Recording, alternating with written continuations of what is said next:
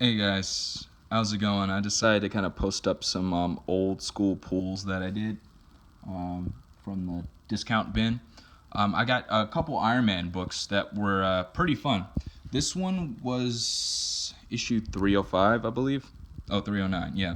And it is one of those things where it's in the middle of a story arc, but you can still kind of piece together what happened.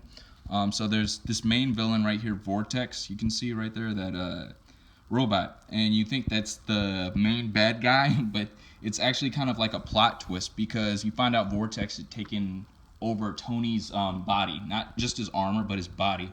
I don't know how that happened because once again, this is like the tail end of the story arc, but it's pretty dope.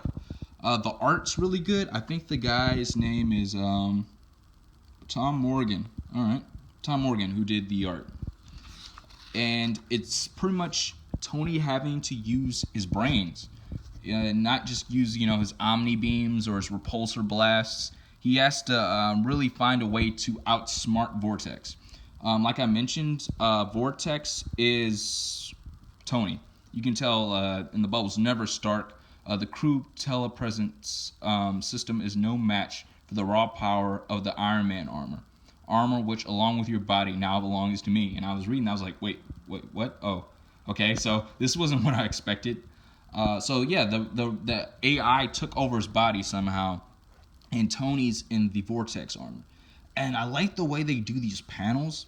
I always was a fan of how like the image fits outside of the box. See, you got the layouts for the boxes, and it fits out. His knees sticking out, the head and everything. And Tony was really shown as like a driven character. He's always in, at least in the extremist storylines and other books, even in these old school ones. Which I love this armor, by the way. That's always when I think of '90s Iron Man, I think of this armor because it reminds me of Marvel vs. Capcom, which I was really into. I still do enjoy. Infinite's okay, but yeah, the older ones, Marvel vs. Capcom 1 and 2, was pretty dope, even though the combinations between characters was kind of broken. Like if you had Sentinel and Magneto, you basically destroyed everybody in the game, which I'm a little salty about. But anyway, yeah, so they're going ahead and fighting, and there's so much action.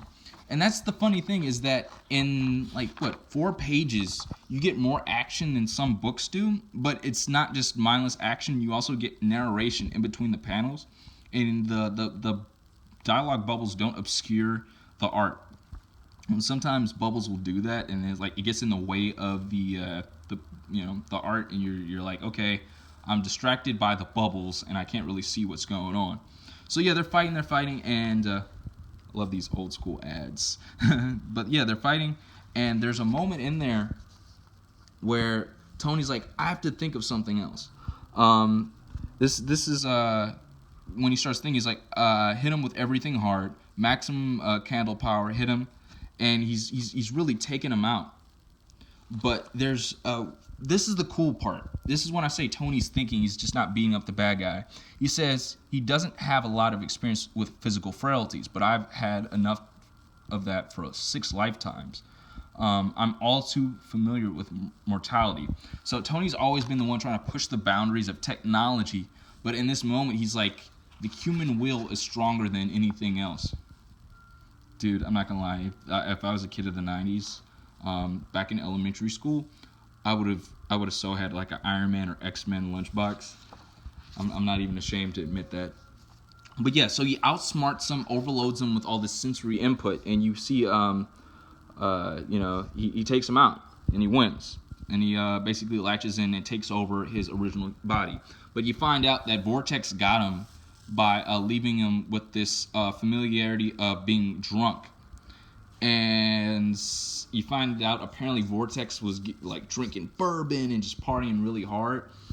And if anyone, if you've read Iron Man for a long enough time, you know that, hey, Tony's had problems with alcoholism. Let me make sure to focus on the pages. He's had a problem with alcoholism. So he gets back to his job, and everybody's looking at him funny, like, oh, great, Tony's went on another bender, and everybody's judging him. It's like, oh yeah, dude's a drunk, whatever. Even good afternoon, Mr. Stark. Oh, she says it. And apparently his girlfriend Vanessa broke up with him because of the events, what Vortex had done. And Rhodey calls him up asking him for help, and he just takes it out on him. And he also asks his secretary to get rid of the the booze because he's about to relapse, but he gets it out of there in time.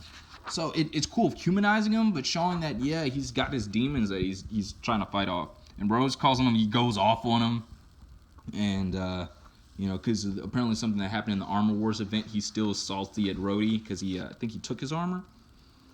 Yeah, he needs help with the War Machine armor, and apparently I don't know, something happened. War Machine. There was a War Machine miniseries. If I could find that, I'd be pretty happy, pretty stoked. I'll try to look for some of those. I'd be interested into checking that out. So yeah, he armors up, and it apparently continues on the next issue. Iron Man and War Machine fight it out. And look at that pose.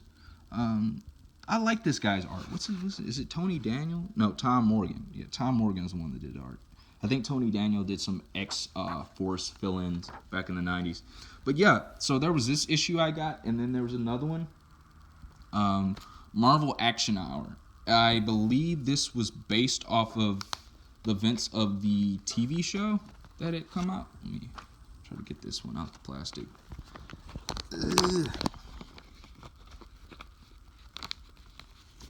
There we go. So yeah, in this one, pretty much what ends up happening, this is like very standard 90s cheese. He tries to get this some type of mineral material for some suits or for some technology he's trying to develop. The art's a little bit rougher, a little bit blockier, to be honest. I like the art of the other one, as you can see. You got that. But yeah, as it goes on, MODOK ends up infiltrating Tony Stark's satellites, and Justin Hammer and him are working together.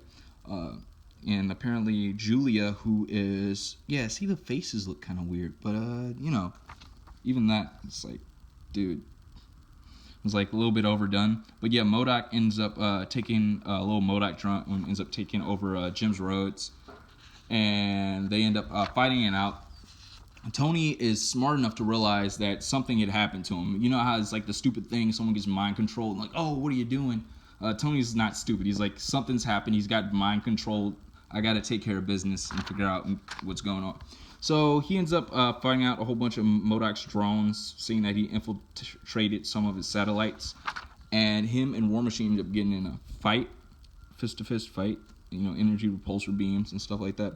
Even though the art's a little wonky, these pages were pretty cool the way it's done.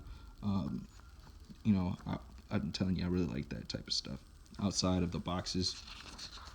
But yeah, Julia shows up as Spider-Woman and ends up helping them out. They take out the drone, and they end up disabling the satellites. And pretty much that's what it is.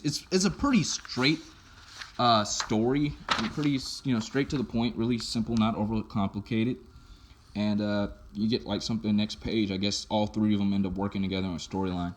So yeah, those were some of the books I had gotten earlier on. This one and this one. So let me know what you guys think. If y'all are interested in this, I might do some more in the future. And take care.